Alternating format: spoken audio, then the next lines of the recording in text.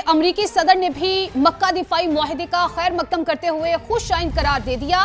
बोले, पाकिस्तान सऊदी अरब और तुर्की की अजीम क़यादत को मुबारकबाद पेश करता हूँ। सदर डोनाल्ड ट्रंप का कहना था कि मक्का दिफाई मुआहदा ये एक बड़ा जुर्रतमंदाना और इंतहाई अहम कदम है। मक्का मुआहदा इस बात का मजहर है कि मशरिक़ वुस्ता मुत्तहिद हो रहा है। अब मुमालिक ज्यादा मौसर और बामानी अंदाज में अपना दिफा करने के काबिल होंगे। अमरीकी सदर का मक्का दिफाई मुआहदे का खैर मकदम, सऊदी अरब, तुर्की और पाकिस्तान की अजीम क़यादत को मुबारकबाद। सोशल मीडिया में बयान में सदर डोनाल्ड ट्रंप ने कहा, दिफाई मुआहदा एक बड़ा जुर्रतमंदाना और इंतहाई अहम कदम है। मक्का मुआहदा इस बात का मजहर है कि मशरिक़ वुस्ता मुत्तहिद हो रहा है। बोले, अब मुमालिक ज्यादा मौसर और बामानी अंदाज में अपना दिफा करने के काबिल हों। पाकिस्तान, सऊदी अरब और तुर्की के दरमियान मुश्तरका दिफाई मुआहदा 7 अगस्त को मक्का में हुआ था, जिसमें यह तय पाया था कि किसी एक मुल्क पर हमला तीनों ममालिक पर हमला तस्वुर होगा। वज़ीर आज़म शहबाज शरीफ का मक्का दिफाई मुआहदे की हिमायत में अमरीकी सदर के बयान का खैर मकदम। कहा, सदर ट्रंप के खैर मुकदमी बयान पर तहे दिल से शुक्रगुजार हूँ। दोनों ममालिक से मिलकर अपना और खित्ते का दिफा यकीनी बनाने के लिए किरदार अदा करते रहेंगे। वज़ीर आज़म शहबाज शरीफ ने जनूबी एशिया में जौहरी तबाही टालने पर सदर ट्रंप की क़यादत को सराहा। बोले, सदर ट्रंप की जुर्रतमंदाना और फैसला कुन क़यादत ने लाखों जानें बचाने में किरदार अदा किया। पायदार आम हमारी अक़वाम के रोशन और खुशहाल मुस्तक़बिल की बुनियादी ज़रूरत है। ईरान के मुहाफिज अमरीकियों की टांगे तोड़ देंगे। आपने हुर्मुज़ को जल्द अमरीकी इलाका डिक्लेयर करने के सदर ट्रंप के बयान पर ईरान के आर्मी चीफ का सख्त रद्द-ए-अमल। कहा, ऐसी बातों पर मजाक करना भी बड़ी गलती है क्योंकि ये ईरान है। जनरल अमीर हातमी ने कहा कि अमरीकी अफवाज को अमलन खित्ते से निकाल दिया गया है और अब इन्हें खलीज, बुहराए ओमान या आबने हुर्मुज़ में घुसने नहीं देंगे। ईरानी आर्मी चीफ ने कहा, खित्ते में अमरीकी फौजी अड्डों को दोबारा उनकी साबिका पोजीशन में वापस आने की इजाजत नहीं दी जाएगी। एक और बड़ी खबर शामिल करेंगे। ट्रंप इंतजामिया का पाज़रान इनकलाब से खुफिया राबतों का इंकशाफ। अमरीकी मीडिया दावा करता है कि अमरीका ने मुज़ाकरात के दौरान पाज़रान इनकलाब से खुफिया राबते किए। इस मकसद के लिए कुर्द रहनुमा ने अमरीका और पाज़रान इनकलाब के दरमियान राबते में किरदार अदा किया। रिपोर्ट ये बताती है कि अमरीका को खदशा था कि ईरानी वफ्द के पास मुकम्मल इख्तियारात नहीं हैं। डायरेक्टर नेशनल इंटेलिजेंस तुलसी गबार्ड ने मई में कुर्द रहनुमा से राबता किया और पासदारान इनकलाब के कमांडर अहमद वहीदी तक रसाई में मदद मांगी। बारजानी ने 14 मई को जनरल अहमद वहीदी से बात की। अहमद वहीदी ने ईरानी मुज़ाकराती टीम की मुकम्मल हिमायत की यकीन दहानी करवाई।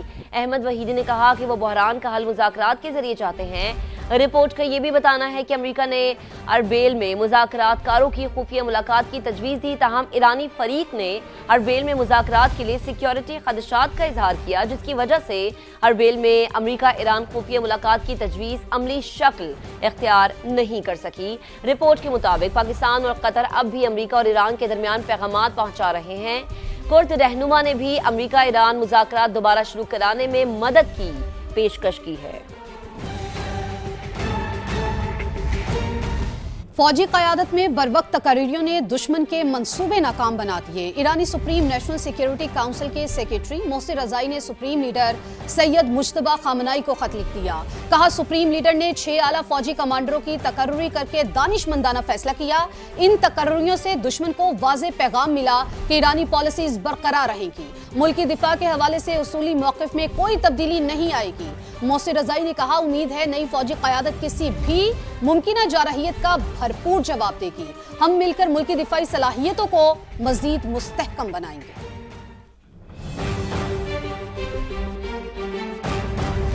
बुलेटिन में आगे बढ़ते हैं। कराची में गवर्नर हाउस के बाहर जमात इस्लामी का एहतजाजी धरना दूसरे रोज जारी है। पेट्रोलियम लेवी के खिलाफ जारी धरने में जमात इस्लामी की मरकजी क़यादत मौजूद। कारकुनान की आमद का सिलसिला जारी है। दोपहर 2 बजे से ख़वातीन कारकुनान भी धरने में शरीक होंगी। लियाकत अली राना हमारे रिपोर्टर हमें ज्वाइन कर चुके हैं, उनसे बात करेंगे। लियाकत, बताएगा क्या तफसील है इस धरने की?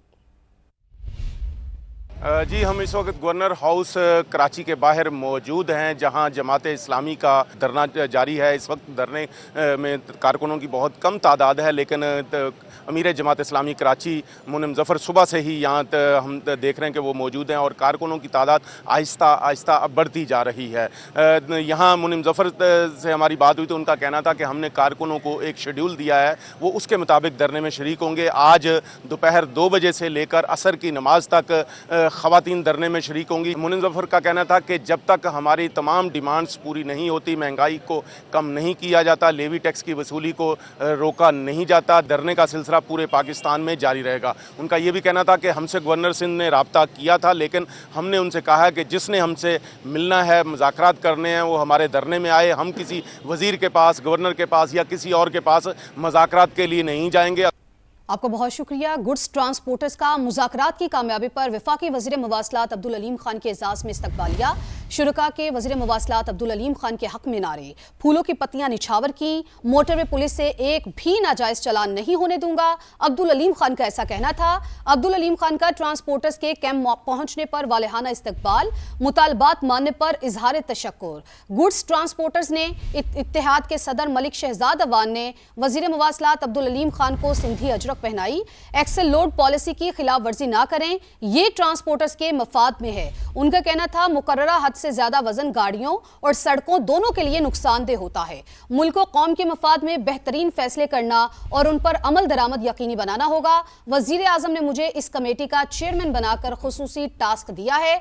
उन्होंने कहा कि 9 दिनों तक घंटों बैठकर मुसलसल बातचीत जारी रखी, कामयाबी लायके तहसीन है। वफाकी वजीर मवासलात अब्दुल अलीम खान का मजीद कहना था, गुड्स ट्रांसपोर्ट इत्तेहाद की क़यादत के खुलूस को सराहते हैं।